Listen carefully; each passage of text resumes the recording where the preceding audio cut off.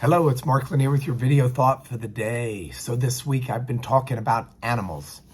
And yesterday I had a chance to talk to you about the symbolism of sheep. Sheep are really cool animals in the Bible. They're you and me, the way we should be in a sense, and the way we gather together and we flock together and we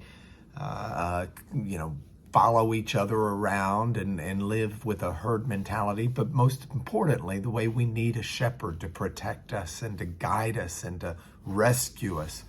And it's a great illustration. So today I thought for some counter, I would talk about the biblical idea of a goat.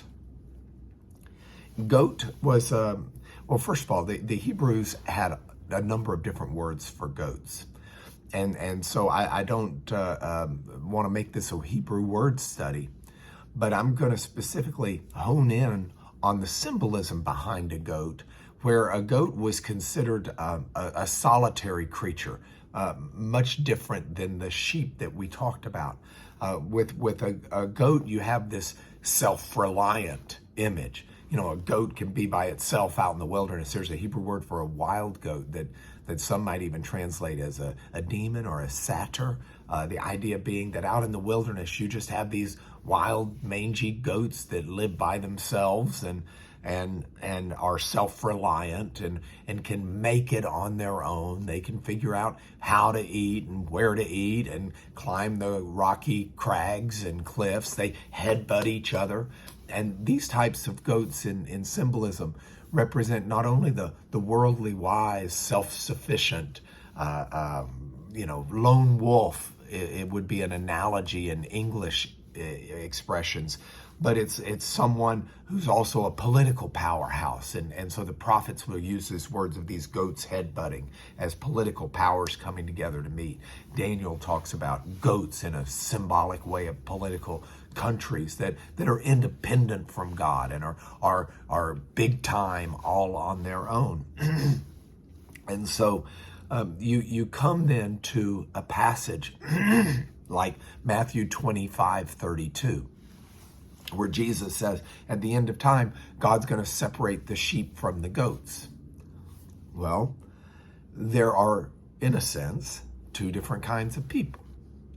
There are those people, we'll call them sheep, who rely on a shepherd, who need a shepherd, who look to a shepherd to lead them and to guide them and to give them purpose, to give them direction, to give them sustenance and put them where they need to be, to take care of them. And then there are the goats. And these are the people who are worldly wise, who are independent, who don't need God, who don't need hardly anything. They can make it on their own. Now, this self-reliant, savvy, worldly wise, independent of God goat is going to be separated out from the sheep. God's not looking for you and I to be strong on our own. God's not looking for you and I to be independent of him, to be worldly wise and savvy and able to go out to the mountains and scavenge around and make it on our own. God's looking for sheep who will follow his lead, who rely upon him rather than themselves, who find from God not just the sustenance of life, but the meaning of life, the drive of life, the reason for life. So where does this leave me today? Well, I've got a lot to do today. I'm in trial. I'm in court. I don't know what you've got on your plate, but whatever it is that we've got to do today, let's do it relying upon God. Let's do it seeking his leading. Let's do it seeking his purpose. Let's do it seeking his grace, his mercy, his tender care. And let's not go out there on our own savviness, merit, resources, and trying to do it ourselves. Let's separate the sheep from the goat in our own life and follow the Good Shepherd.